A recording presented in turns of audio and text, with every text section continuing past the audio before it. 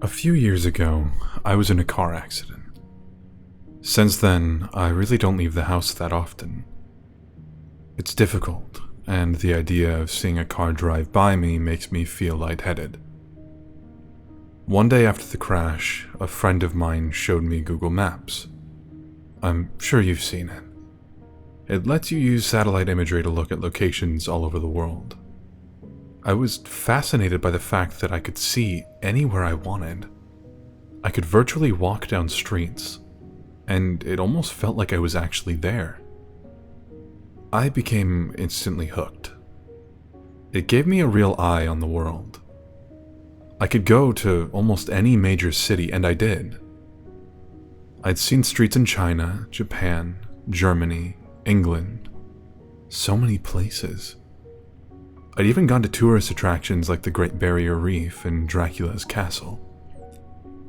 My favorite thing was to go to random places in major cities and see how many people and animals I could find. People's faces were always blurred to protect their privacy, but it was still enjoyable to see them out there living their lives, walking around like it was no big deal.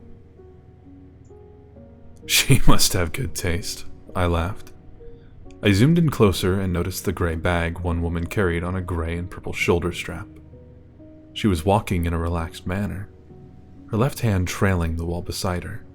I bet if I could have seen her face, she would have been smiling. I began to feel a little sad. I let my hands fall onto the arms of my wheelchair and looked at her for a minute more. I wished that I could be there, walking so carefree with her. That wouldn't happen until I died, though. Until then, I was stuck in this chair. I sighed and zoomed out of Tokyo. Enough of this for tonight. I turned off the computer and went to bed. I got up early and decided to look around Paris. Paris was always fun.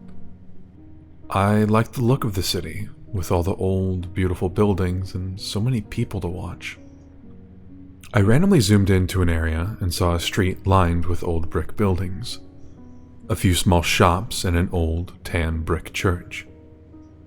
Ahead was an intersection with dozens of people walking by. A balding businessman moved quickly past, looking back at an old woman whose hair was covered with a scarf, carrying a large purse. A curvy woman with black pants that were too tight stared through a store window, and two other women led a group of small children around a corner. I spun the view around a few more times and then saw something peculiar. Sitting on the bench at the bus stop were two people. One of them was a young woman with her feet stuck out in front of her in a relaxed manner. She was wearing a pair of red sneakers like my own. I was startled for a moment as I noticed the black pants, white t-shirt, and black hooded jacket. Her dark brown hair was tied loosely behind her head. A gray bag sat on the bench next to her. The shoulder strap hooked over her shoulder. This is crazy, I thought. It can't possibly be the same woman. This is a different country, different continent even. How could it be her? This was stupid. It wasn't as if these were live photographs. They were taken ahead of time and then stored. It's not like she was in two places at once. She could just be a traveler. Besides, without seeing her face, it was impossible to tell if it was the same person. Brown hair was probably the most common hair color in the world. Those red sneakers were something I purchased online. I'm sure a million other people did too. I shook my head and went to fix some lunch. When I got back online, I decided to visit Berlin. I picked a random road, as per usual. It looked pretty empty. There were brick buildings lining the street, looking more like factories than anything else. There were also empty lots, full of long grass and piled gravel. There was a line of motorbikes and a car with two German flags sticking up from it, but really there wasn't much to see at all. After more searching, I found a kid. He looked like he was dressed for school, a jacket thrown over his bag. He was gazing intently at some kind of mobile device. I was disappointed. I started to leave, but then I caught something out of the corner of my eye. I turned the view, and there they were. Those damned red sneakers. She was standing on a street corner next to some kind of signpost. She had one hand on the post looking down the street as if she was waiting to cross it. I stared in shock. How could she be there, too?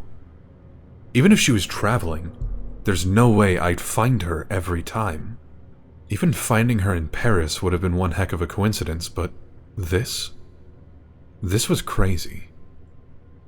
Was this some kind of joke? Had Google decided to play a prank on whichever accounts used their product the most? It would have been a great joke. I did a quick search looking for anything about a woman that shows up like Waldo. There was nothing. I looked through articles on strange things you can see on Google Maps, but none of them mentioned a woman that travels the world with you.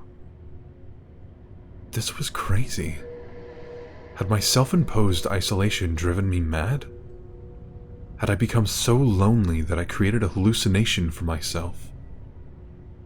Leaving the Berlin image on my screen, I sent a text message to a friend, asking him to look at the location himself and tell me if he saw the same woman.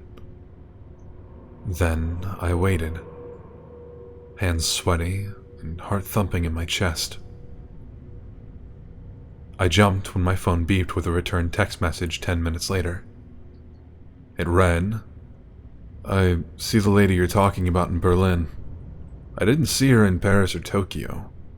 Is this some kind of game or what? You okay?" I didn't respond, instead returning to the location in Tokyo and Paris. There she was. She was there, but it was different. She no longer sat on the bus stop bench in Paris. She was standing in front of it, looking for something in her bag. In Tokyo, she was blocks away, squatting down to pet a calico cat. I shivered. Who was she? What was happening? I switched the map to Brussels.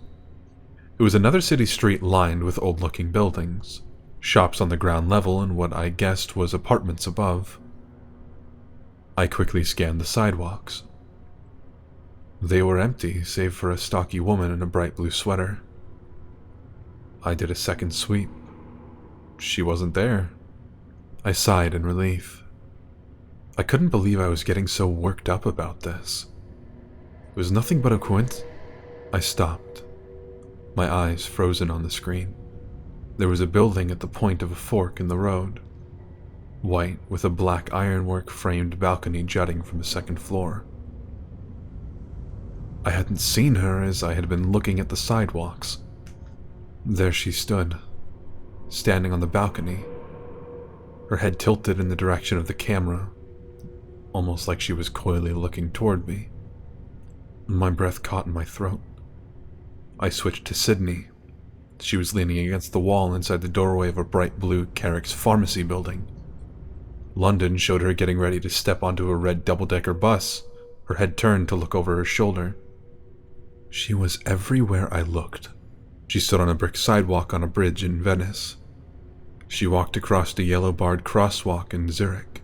And in Hong Kong, she stood between Wing Lung Bank and a McDonald's, adjusting the strap on her bag.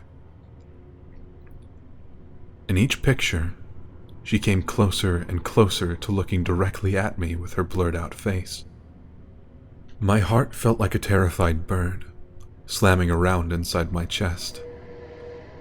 I couldn't catch my breath. I wasn't sure what to do. I couldn't call the police. I was wondering whether I should send screenshots to Google. I clenched my fist tightly and closed my eyes. Who was she? Was she following me? Was I following her? I wished I could see the expression on her face, know what she saw when she looked back at me. I wanted to get out of my chair and run. Why was it that the only thing that made me feel free again also made me feel even more trapped? I had to know.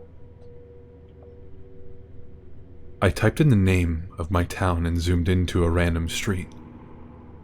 It was a couple miles from my house. The gates to the city park were shown in the clarity of daylight, despite it being night here currently. There she was. There she was. She was only a few miles from my house, standing under the ironwork arch that stated the name of the park. She looked directly at the camera. Directly at me. I felt like I might throw up. She was near me, and she was watching me. She was coming for me. What did she want?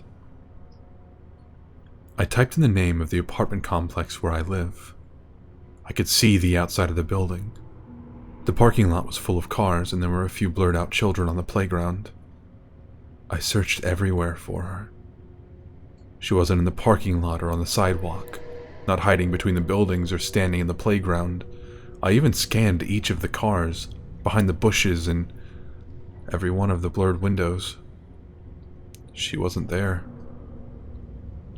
I curled tightly around myself and lay my head down on the desk. This place was safe. I didn't leave the apartment anyway. I would never use Google Maps again. I would never see her again. She could stay at that park for all I cared. I smiled to myself and was surprised to find a tear slipping down my face. I'm safe, I said to myself in a whisper. It felt good to hear it out loud. I'm safe. As I said it, there was a knock at the door. A chill ran down my spine. I had a camera hooked up to my computer that showed me who was at the front door to help with my mobility issues. I slowly reached to the control to show myself who was outside, but my hand trembled furiously. As I touched it, I realized my mistake. The last of Google's images that I'd seen had only showed the outside of the building. Just the outside. I looked at the screen and saw a woman in a white t-shirt, black pants, and a black hooded jacket, carrying a gray bag with a purple and gray striped shoulder strap. Of course, there were those red sneakers. She looked directly at the camera, her face still a blur. As I tried to stifle a scream, she raised a hand and knocked loudly on my front door.